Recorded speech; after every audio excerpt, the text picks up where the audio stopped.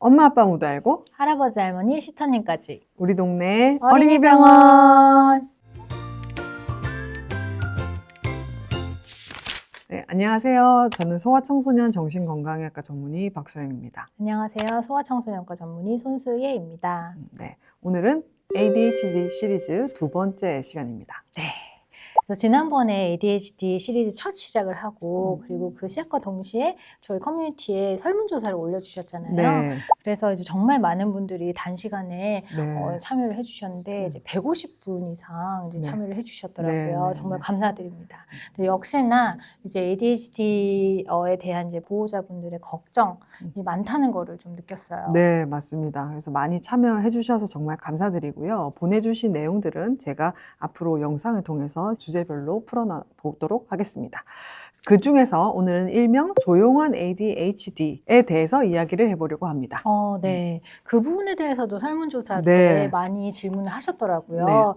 실제 질문을 한번 가져와 봤거든요. 읽어드리도록 하겠습니다. 네. 조용한 ADHD에서도 궁금해요. 저희 아이는 가만히 잘 있는데 수업 시간 때만 멍하게 있는 것 같더라고요. 무슨 내용이야? 물어보면 모르겠대요. 얌전은 한데 밥 먹을 때도 음식물을 입에만 물기만 하고 계속 씹지를 않고 멍하니 있습니다. 그리고 친구들 안고 놀 때에도 진득하게 집중을 못해서 걱정입니다. 이런 내용들이 좀 많이 올라왔었어요. 네, 맞습니다. 실제로 제가 진료실에서도 우리 아이들을 보고 진료를 할 때, 우리 누구누구가 ADHD 가능성 있습니다. 혹은, 우리 누구누구는 ADHD 진단이 가능합니다. 이렇게 말씀드렸을 때도, 우리 아이가요? 이렇게 우리 얌전한데요? 이렇게 조용한 애가요? 이렇게 하고 질문을 많이 하시거든요. 그럴 것 같아요. 네, 그렇게 질문을 이제 하시면 제가 이제 부모님께 첫 질문을 드립니다. 자, 그럼 부모님께서 생각하시는 ADHD는 어떤 아이들인가요? 하고 이제 여쭤보거든요. 선생님 일단은 어떠세요? 이제 개구장이들. 개구장이. 막 네. 수업 시간에 네. 말 안 듣고 뛰어다니고 일단 시끄러운 네, 아이들을 네. 먼저 떠오르겠죠. 근데 지금 머릿속에 그 아이가 남자인가요, 여자인가요? 남자일 가능성이 있죠. 보통은 이제 ADHD 하면은 대부분의 분들이 처음 떠오르는 이제 이미지는 남자아이가 시끌벅적 하는 이 모습일 거예요. 그게 이제 바로 과잉 행동의 대표적인 이제 모습입니다. 그래서 사실 이 ADHD라는 진단명 자체가 주의력 결핍 과잉 행동 장애 Attention Deficit Hyperactivity Disorder라고 되어 있기 때문에 이 과잉 행동이라는 게 이제 와닿을 수밖에 없고 우리가 ADHD라고 했을 때는 주의력 결핍 과잉 행동, 충동성 이 세 가지를 핵심 증상이라고 많이들 알고 계시기 때문에 그 장면이 제일 먼저 떠오르는 게 어떻게 보면 이제 자연스러운데요. 근데 사실 이 진단명 자체가 초기에 이제 연구하기 시작할 때, 이런 남자애들 중에서 보니까 행동이 좀 과한 애들이 있다. 근데 그런 아이들이 좀 충동성도 있다. 어떤 특이점이 있다 해서 진단명이 붙여진 거거든요. 네. 근데 사실은 이 핵심 증상 세 가지가 모두가 있어야 되는 것은 꼭 아닙니다. 그래서 뭐 어떤 아이들은 세 가지를 다 보이기도 하고요. 어떤 아이들은 과잉 행동만 보이기도 하고 어떤 애들은 뭐 충동성이 두드러지게 나타날 수도 있고 그리고 어떤 아이들은 주의력 결핍만 두드러지게 나타날 수도 있는 거죠. 약간 이렇게 우세한 특징이 더 있는 거네요. 네. 그 세 가지 중에서도. 네, 맞습니다. 그래서 이 조용한 ADHD라고 부르는 이 이제 유형은 부주의 우세, 그러니까 주의력 결핍이 주로 나타나는 군을 말을 합니다. 근데 이게 주의력 결핍이라고 하면 떠오르는 이미지가 사실 좀 모호하죠. 주의력 그때마다 다르니까. 결핍이라는 게 뭐지? 이러다 보니까 눈에 이렇게 외현화돼서 나타나는 게 과잉 행동이나 충동성에 비해서 약한 편이거든요. 그래서 그러다 보니까 사실은 이 유형 자체가 진단이 늦어지는 경우가 많습니다. 그렇겠네요. 네. 그러면 이 멍하게 있는다. 이런 부분이 약간 특징적인 증상일까요? 네, 맞습니다. 주의력 결핍 우세형, 부주의 유형에서 가장 대표적인 특징 중에 하나인데요. 우리가 백일몽, 데이드리밍이라고 이제 표현을 많이 하는데 이제 꿈꾸듯이 정말 멍하니 있는 거예요. 그래서 막 이렇게 몸을 움직이면서 부산스럽거나 이렇게 시끄럽지 않아도 그냥 혼자서 창문 보고 있고 보통 비행기 보고 있고 저기요. 저기요? 이런 거죠. 네. 예를 들면은 수업 시간이에요. 수업 시간에 혼자서 가만히 이렇게 멍하게 있어요. 책을 보고 있구나. 이렇게 책 쪽을 보고 있는 거죠. 수업 시간에 이렇게 있어야 된다는 건 아니까. 그리고 몇 번 만약에 혼났어요. 그러면 이제 책 쪽을 바라보고 있습니다. 그래서 이제 지적은 안 당할 수가 있지만 이제 실제로 물어보거나 확인을 했을 때는 놓치고 있는 경우가 많고 선생님 불렀는데 못 듣는 거예요. 이제 이런 정말 경우도. 데이드림이구나. 네네. 그냥 혼자 딴 생각에 빠져 있는 거죠. 그리고 이제 또 하나는 뭐 예를 들어 자 이제 책 펴보자 했는데 혼자 책을 못 펴고 있는 거예요. 아하. 왜냐면 입력이 안 돼서. 아하. 이제 그런 경우들이 꽤 많이 있습니다. 부주의, 주의력 결핍이라는 거는 주의 집중을 유지하는 힘이 좀 부족하다는 거거든요. 그래서 일정 시간 동안 집중을 유지하는 것이 힘들다라는 것을 핵심으로 하거든요. 그러면 어떤 진단적 기준이 있는지 제가 몇 가지를 말씀드리겠습니다. 네. 첫 번째, 수업 시간이나 일 혹은 다른 활동을 할 때 주의 집중을 꾸준히 하지 못하고 부주의해서 실수를 많이 한다. 그러니까 못하는 게 아니라 실수나 오류가 자주 나는 거죠. 2. 숙제나 놀이를 할 때 주의를 집중하는데 지속적인 어려움이 있다. 순간적인 집중을 할 수 있지만 집중을 유지하는 데 어려움이 있습니다. 3. 다른 사람이 직접적으로 얘기하는데도 귀 기울여 듣지 않는 것처럼 보인다. 그리고 이제 4번. 지시에 따라서 학업이나 집안일이나 자신이 해야 할 일을 끝까지 마치지 못한다. 시작은 일단은 네, 하는데 시작은 하는데 끝이 못 맺는 거예요. 그리고 시작은 하고는 있는데 언제 끝날지 모르는 거예요. 어떡하니. 그러면 방 청소 이런 거는 진짜 못하겠네. 힘들죠. 네. 5번째, 과제나 활동을 체계적으로 하는데 어려움이 있다. 6번째, 공부나 숙제 등 정신적 노력이 필요한 일이나 활동을 싫어하거나 하기를 꺼려한다. 그렇겠죠. 네, 7번째, 과제나 활동을 할 때 필요한 것들을 자주 잃어버린다. 그다음에 8번째, 외부 자극에 의해 쉽게 산만해진다. 그리고 9번째, 일상적인 활동을 잊어버린다. 이런 특징들이 있습니다.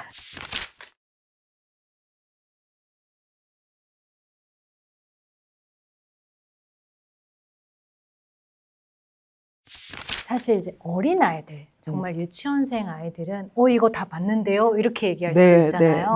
너무 어린아이들한테 이걸 적용하면 안 되는 거죠. 그 연령에 기대되는 수준에 비해서 우리 아이의 발달 수준, 인지 수준에 비해서 어려움이 있는지를 봐야 되는 거죠. 듣기만 해도 정말 본인도 너무 힘들고 주변의 가족분들도 너무 힘들 것 같다는 상황이 드네요. 그래서 이게 사실 이제 일상생활들을 할 때는 사실 집중력을 유발을 해야 되는 순간들이 많잖아요. 그리고 이제 하루에 어쨌든 일어나서 씻고 학교 가고 또 와가지고 숙제하고 또 학원 가고 이런 이제 이런 단계별로 해야 되는 그런 것들이 있는 과제들이 있는데 그걸 시간 안에 하지 못하니까 이게 정말 힘들다고 생각을 하는데 또 이게 학년이 높아지면 또 이제 선생님이나 이제 보호자분들이 챙겨주는 게 한계가 좀 있거든요. 한계가 그러다 보면 학업에도 굉장히 뒤처지게 되고 또 실수가 많아지면은 이제 또 계속 지적을 당하게 되고 그러다 보면 이제 부모님들도 얘 쟤는 왜 이렇게 게을러? 쟤 왜 이렇게 내가 그거 하라고 했잖아. 계속 잔소리하게 되고 이런 게 계속 반복될 것 같아요. 네, 맞습니다. 그래서 우리 이 주의력 결핍이 우세한 친구들이 자주 듣는 말이 게으르다, 굼뜨다, 덜렁댄다. 덜렁댄다 이런 얘기 많이 하고. 좀 좋게 표현하면 느긋하다. 그래서 이 친구들은 일상생활 안에서 계속해서 오류나 실수가 생기는 거거든요. 예를 들면 우산을 한 번도 집에 가져온 적이 없는 거예요. 그리고 자켓도 한 번도 본인이 챙겨서 나간 적이 없는 거예요. 그리고 이제 뭐 초등학교 저학년 친구들은 지우개를 항상 잃어버리거나 자 잃어버리거나 이런 것들. 그리고 공지사항 이런 거 뭐 까먹고 준비물 엄청 많잖아요. 알림장 이제 이런 것들이 매일매일 해야 되는 데서 계속 빵꾸가 나는 거예요. 여기서 빵꾸 저기서 빵꾸. 그러니까는 이제 부모님이 끊임없이 챙겨줘야 하는 어려움이 있습니다. 그리고 이제 수업 시간에는 이 부주의한 친구들의 책을 보면 한쪽이 완전 다 뜯어져 있어요. 그러니까 내가 움직이면 안 된다는 건 알아요. 근데 그러니까 너무 지루하니까 이거를 막 그러니까 어떻게 보면은 되게 소심한 과잉 그렇죠. 행동이네. 네네. 그러니까 머릿속에서는 얘가 가만히 앉아 있어야 된다는 거는 알기 때문에 크게 막 일어서거나 그러진 않는데 계속 이걸 뜯는 거예요. 아니면 연필 지우개 있잖아. 연필 끝에 있는 지우개를 계속 뜯는다든지 아니면 이렇게 손톱을 손톱을 많이 손톱. 뜯어요. 이제 이런 것들이 주의력 결핍이 우세한 아이들이 수업 시간에 보일 수 있는 특징입니다. 책이나 교과서도 한 번씩은 좀 네. 들여다봐야겠네요. 네. 그리고 이게 특히 여자아이들 같은 경우에 또 진단이 조금 이렇게 잘 안 되는 경우들이 있는데 여자아이들 같은 경우에 사회적 문화적으로 조금 조용하게 이렇게 과잉 행동도 조용하게 사부작 되는 경우가 많아가지고 겉으로 드러나는 증상이 크게 눈에 뜨지 않을 수가 있어요. 그래서 교사한테 지적도 크게 안 받고 친구들한테 방해도 안 주니까 저학년 때까지는 괜찮다가 이제 공부나 학업이 3, 4학년부터 조금씩 복잡해지고 양이 그죠. 많아지잖아요. 이제 그때부터 굉장히 이제 학업에 어려움을 느끼고 본인도 힘들어하는 경우들이 많이 수업 시간도 더 길어지니까. 네, 있습니다. 그런데 이제 부주의 유형의 그 특징을 잘 말씀을 해주셨는데 네, 네. 그럼 전체 ADHD 중에서 네네. 이게 어느 정도를 차지하나요? 조용한 ADHD가 대략 30% 되게 많네요. 정도입니다. 네. 오, 그래서- 3명 중에 1명. 그렇죠. 아, 그러니까 사실 이 부주의 우세형도 적은 건 아닌 거죠. 근데 혼합형에서는 과잉행동이나 충동성이 두드러지게 겉으로 보이니까 좀 더 많은 것처럼 보이지만 이 부주의 우세형, 그러니까 주의력 결핍 우세형 자체도 절대 적은 포션이 아닙니다. 아, 그렇겠네요. 네.